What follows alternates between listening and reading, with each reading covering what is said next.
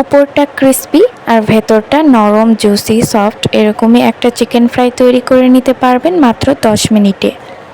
আসসালামু আলাইকুম everyone, welcome back to my channel.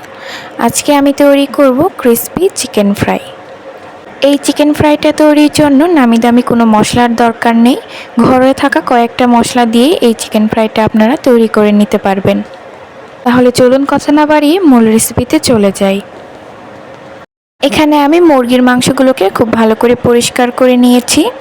আর মাংসগুলোকে আমি এইভাবে কেটে নিয়েছি, খুব বেশি মোটাও না আবার খুব বেশি পাতলাও না। এবার এর মধ্যে দিয়ে দেব 1 টেবিল চামচ আদা রসুন বাটা, 1 চা চামচ জিরা বাটা, 1 চা চামচ লাল মরিচের গুঁড়ো, স্বাদ মতো লবণ, আর দিয়ে দিব 2 টেবিল চামচ টমেটো সস, সয়া সস দিয়ে দিব 1 টেবিল চামচের মতো।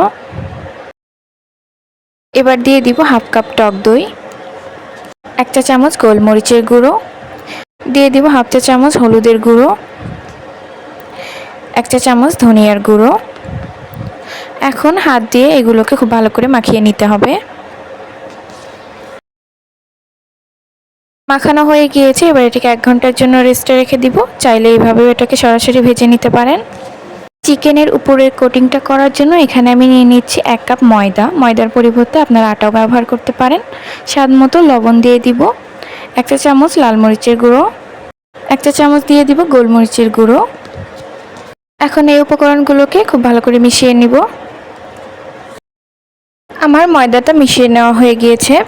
আর এইদিকে আমি ম্যারিনেট করা চিকেনটা নিয়ে নিয়েছি। এবার এর মধ্যে দিয়ে দেব 1 চা চামচ বারবিকিউ মশলা আর দিয়ে দিব একটা ডিম। এখন এগুলোকে মাংসের সঙ্গে আবারও খুব ভালো করে মিশিয়ে নিতে হবে। মিশিয়ে নেওয়া হয়ে গিয়েছে। এবার এখান থেকে একটা চিকেনের পিস নিয়ে আমি ময়দার মধ্যে কোটিং করে নিব। অনেক সময় দেখা যায় ময়দার মধ্যে এই কোটিংটা কিন্তু পারফেক্ট হয় না। কিভাবে করবেন আমি আপনাদেরকে বুঝিয়ে দিচ্ছি। দেখুন, আমি এটাকে হাতের সাহায্যে খুব ভালোভাবে চেপে চেপে কোটিংটা করে নিচ্ছি। অনেকেই আছে আলতোভাবে কোটিংটা করে, ওইভাবে করলে হবে না। আপনি যত পারেন প্রেসার ক্রিয়েট করে করে এই কোটিংটা করে নেবেন। একটু সময় নিয়ে কোটিংটা করতে হবে। আমি প্রায় 1 মিনিটের মতো কোটিংটা করে নিয়েছি। এবার যে এক্সট্রা ময়দাটা আছে ওইটাকে আমি ঝেড়ে ফেলে দিব। এবার এটাকে এইভাবে সরাসরি তেলের মধ্যে দিয়ে দিব। একটা কড়াইতে আমি তেল গরম করে রেখেছিলাম। এবার এর মধ্যে আমি চিকেনের পিসগুলোকে দিয়ে দিব। চিকেনগুলো কোটিং করে নেওয়ার পর কিন্তু একদমই রেখে দেওয়া যাবে না, এটাকে সরাসরি তেলে দিতে হবে। এবার এই চিকেনগুলোকে আমি উল্টে পাল্টে ভেজে নিব।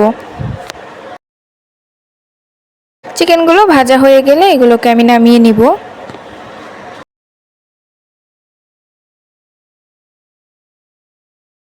আর এইভাবে আমি বাকি সবগুলো চিকেন ফ্রাই বানিয়ে নিব।